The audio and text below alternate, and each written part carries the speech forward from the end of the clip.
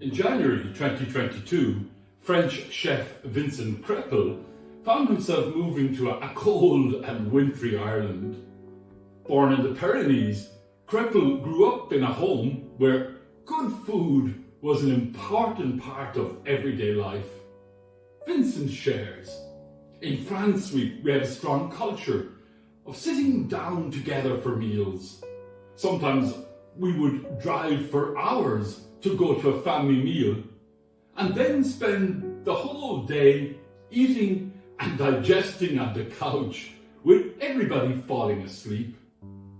So he adds, I'm rooted in this idea of family eating together and food being for sharing.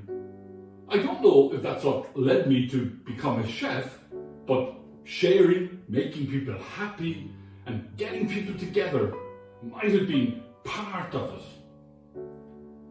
Vincent arrived in Ireland after a relationship breakup, and he described himself as being in a dark place. He shut off all social media so he could think and get inspired.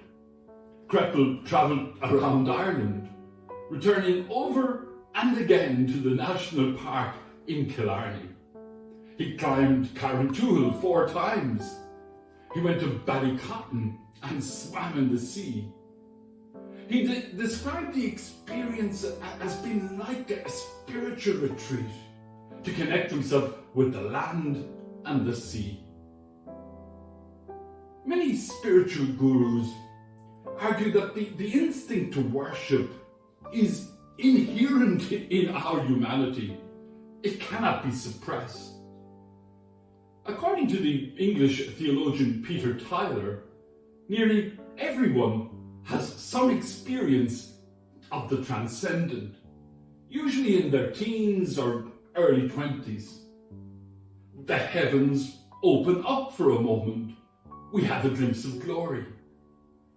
But often, the young receive no help as to how to respond. Tyler writes, thus when the inevitable encounter with the transcendent does occur, and occur it must, many young people today will have no conceptual framework with which to make sense of it.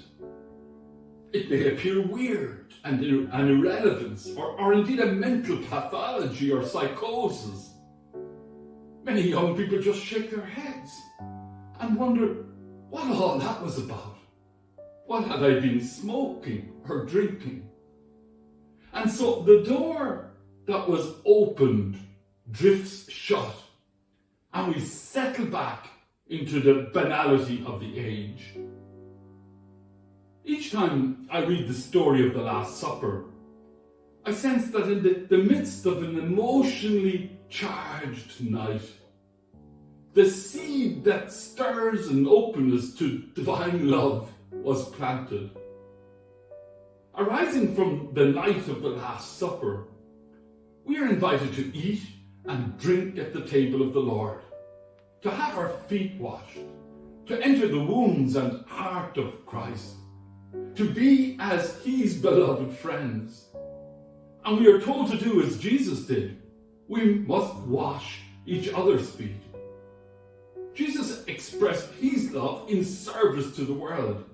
Now that is our task.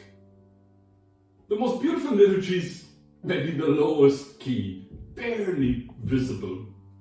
When the Cardinal Archbishop of Prague, Dominik Duka, was provincial of the Dominicans in Czechoslovakia in the time of Soviet communism, he shared a prison cell with Václav Havel, the playwright and future president of the Republic.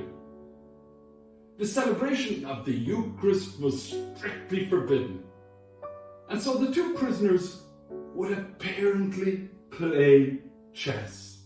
But the Queen's crown contained a tiny amount of wine, and the King's crown a tiny fragment of bread, so that, unbeknown to their guards, they shared in the liturgy of heaven, quietly whispering, "Holy, holy, holy."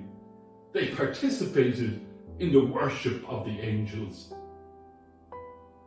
Vincent Kreppel opened a restaurant in Castlemartyr in Cork and calls it Tehe, where he promises the best of hospitality, a place where you will feel warm and special.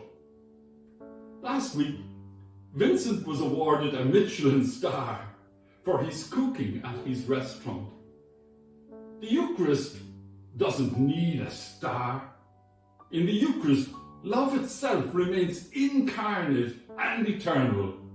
It makes present to us divine generosity in abundance. Amen.